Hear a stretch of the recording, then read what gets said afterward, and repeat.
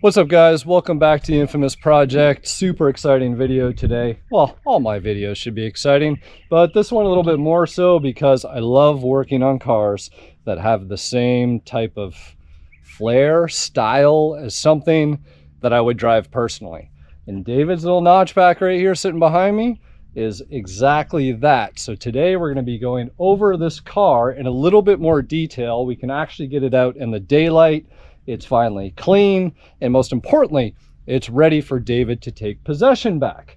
Now, if you guys have been following along, there's been a number of videos on this car showcasing pretty much all the work that I had to do to it. And funny enough, I didn't even have to touch the drivetrain. I didn't even touch the suspension or the brakes. It was more just all those little nitty-gritty details that most people run into when they end up with pretty much the average Fox. Now, this car is above the average Fox, but it's average in the sense that it's gone through some iterations in its lifetime. This was clearly a former race car. It had a crazy roll cage, like a full cage all the way across the top from B to A pillars, across the top of the windshield, down through the speaker grills, and nasty door bars that didn't even allow you to have armrests on the door panel. So needless to say, the car was super stiff. It was super rigid. It's mini tubbed in the back. We're going to get into the massive 335 on 19-inch wheels on the back of this car and more details. So stick around because this is a pretty cool badass ride. Let me say, this little car rips.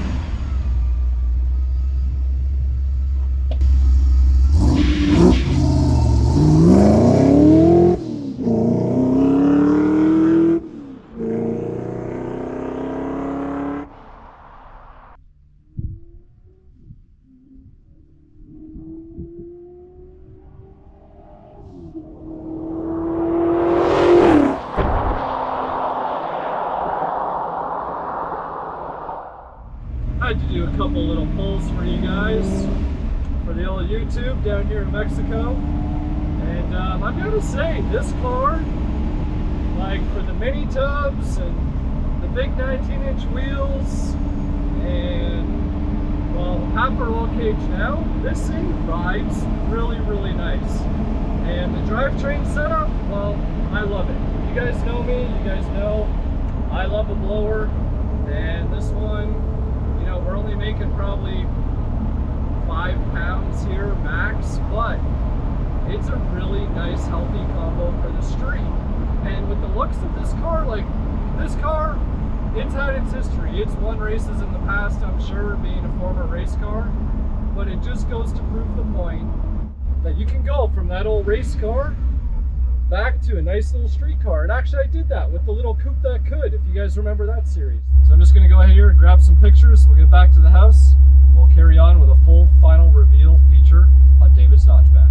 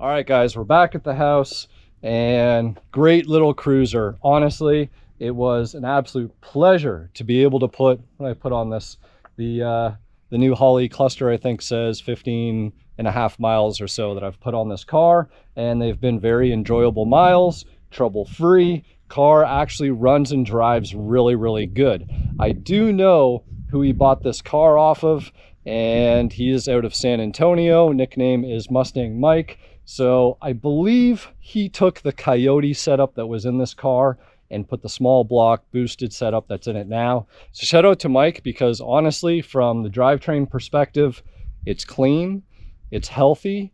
All the wiring seemed to be done quite nicely. The only wiring I wasn't a huge fan of, which is few things in the old Holly setup, which, you know, we can all be judges of other people's wiring. And who's to say there wasn't wiring that was all cut and hacked up in there before he even got it? So I'm not pointing any fingers, not naming any names. All I can say is that overall, I'm pretty impressed with the overall build of this car. So getting back into the way that David brought it to me, and shout out to David. Not only is it his car and beautiful, but he's local to me. Like, he is down the road, pretty much local. So it's awesome when you have people in the community. He's thankful that I'm nearby to him, and I'm thankful that he's nearby to me, because I love working on stuff that represents, you know, a style and a flair that I'm used to. And being slammed down on big wheels is a style I can relate to, which is what this car is. So let's not waste any more time. Let's get into some of the things that I had to do to this car. First and foremost, I had to cut that big cage out of here. That cage had door bars going down here. He did not have armrests. He had door panels on the car. This window was stuck down, and this door wouldn't even close all the way. So if you can see, the door now closes, the windows go down, the windows go up. He's actually got power locks at work, power windows at work. So all the wiring had to be redone in this door. In fact, in both doors. So these are an aftermarket panel. David had those. Aftermarket map pocket delete, speaker grills. These armrests I had out of a parts car. I'm not sure which one. So these got dyed up, and we're going to talk about what happened here, because these panels ended up getting dyed. So needless to say, all the interior came out. All of this came out. Door bars got cut off down in the kick panels, up through here, all across the top. There was no headliner in this car. You're going to notice that there's no dome light, and well, that's because I need the larger style. If anybody's got one, please reach out, help David out, and let's get him a proper dome light for this aftermarket headliner, which I believe came from LMR, and I have to say, it went in with ease, looks good, does its job, and I actually had to source new A-pillars, the trim across the top, these trims here, because none of that was in existence with this car, with the way that the cage and everything else was set up. So not only did we have to clean all that out, fix all the wiring in the doors, but we had to clean up some of the pieces because the grays didn't match. Now, if you guys are up to speed with your Foxbody interiors, you would know that 87 through 89 is a smoke gray, 90 through 92 is a light titanium gray, and in 93, we have opal gray. And, well, this is a 93, guys. Grays don't do well in Foxbodies. They don't do well because they fade. Products that get on them, they stain. And what happens is you end up with an interior that looks like 50 shades of gray. Now you'll see the Corbos that are in this car do not match the rest of the interior by any means.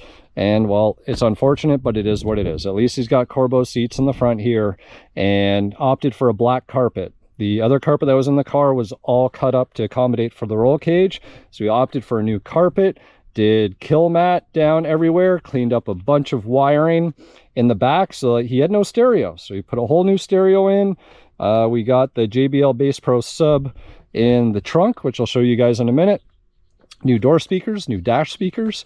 Everything's looking good, sounding good. Got power options back. So this thing's wired for sound, wired for power options. Everything is in good shape. We got rid of the huge B&M T-handle shifter and went down to a triax with a shifter ball.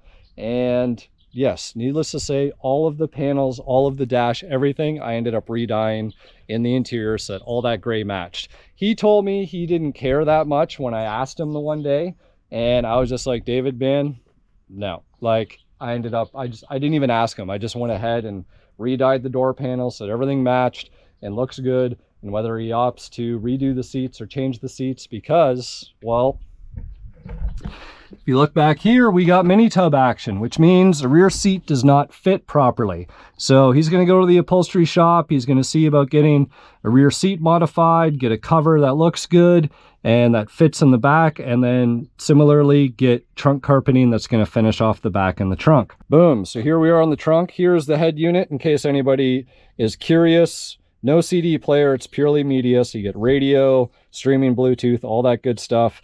And super easy. It's like $125, if that, something like that. JBL Bass Pro Hub sub, 11-inch form, about $300 or so. And man, these things, they work great. They fit right in there, bolts right down through where you'd have your jack and wrench and all that other stuff with your spare tire. And we kill matted all on the inside here. And again, David's going to get the upholstery shop to get this all finished off. Got a new battery in the battery tray here. Still need some wing nuts, but other than that, trunk's all good to go. So once that roll cage was cut and ground down the way that we wanted it, it all got masked off. That all got sprayed. Did new window tint on the car all the way around. It had the old purple tint and things just weren't looking good. I think there was a bunch of cuts and scratches in the back here. So all that got taken care of and looks great.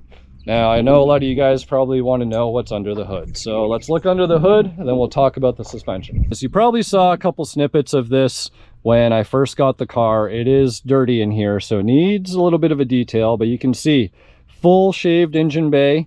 And I did peek from the back. These aren't Scott Rod panels or anything else. They did their own panels. They welded all the holes in and did a really nice job on the backside to make sure that no more corrosion can possibly happen. And looking pretty close, like they carried it all the way to the front. No cracks. You know, it looks like they did a really nice job in terms of, you know, shaving this out and making it look really nice. Could probably use a Surbinator hardware kit here. So we got a really nice little small block Ford in here. I don't know all the particulars of the motor, but it seems really healthy. Oil pressure's great, runs, drives great. And then of course we got the old school Powerdyne supercharger that, like I said, is making about 5 PSI, give or take around there. Upgraded aeromotive rails, fuel pressure regulator, old Cobra intake that's been extrude honed, and all that other good stuff running on a Holley Terminator X. I did do something under the hood. We put the hinge grommets or gaskets in here with new hardware and the liner across the back top of the firewall there, as it's always a pet peeve of mine, everybody leaving that off. But again, really nice job in terms of the engine bay. And once this hardware gets updated, in fact, the car needs a do-over. It needs a full body and paint. And if you guys saw the first video, you'd know that I struggled. One other thing that we did was door pins. We did door pins. One of the hinges had a bolt broken off in it, and trying to get this alignment better. If you remember, this fender was right into the A-pillar here. The door was into the A-pillar, and things are a lot better. They're not perfect, but the door opens and closes nicely, as you see. Align the trunk lid. This was, I forget which side was closer to which, but that's all lined up, looking good and proper. And we did door pins on this side as well, because they had only done that side, but they needed to be done again because they broke one of the bushings when they installed them. And there we go. Everything looks good. There's probably room for a little bit more alignment down there at the bottom, but that's being nitpicky. And guys, I'm not the body shop. You need to have a stopping point. So there's a few little things here and there that need to be done. He could redo the trim and all those things, but I think ultimately car needs a respray, and I think David's about to go down that path. So now, but like as a street cruiser, and I'm sure on video you guys are like, oh man, that's a really nice looking car. And it is. It's a tidy car. Knowing that was a former race car and now a street car, why not? All right guys, look at this. 325 3019s. I stand corrected, they are not 335s. I think he wants to go to a 355 if I remember correctly. So he's got a little bit more room to come this way, and he's got another fuel tank that is going to allow him to go wider on the inside. So if you look at that massive tire there, it's sweet, right? So when David first brought the car, he actually had a different set of wheels in the front that had 245s on them. And the 245s, guys, they were stretched like crazy. And I was like, David, what's going on? Like, you going for the whole stretch and poke game thing? Because you're doing a really bad job in terms of the offsets. He's like, no. They were supposed to be 9-inch wide wheels, and I put a 245 on them. And I'm like, well, there's no way that that's a 9-inch wheel, because if it was a 245, that sidewall would be flush, like none of this stretch. And needless to say, it was in fact a 10-inch wheel. He got another set of wheels that he told to be 9s. They were 10s. So I told him, go ahead, put a 275 on the front. So those are 275 30s in the front on a 10. And we got the 325 30s on, I forget what the width is. I'm going to ask him and I'll put it down in the video once I know 100%. But beautiful set of wheels. Great tire combo. There's no rubs here. This car runs down the street, no problems. The car does need inner fenders. And even with inner fenders, he's not going to rub.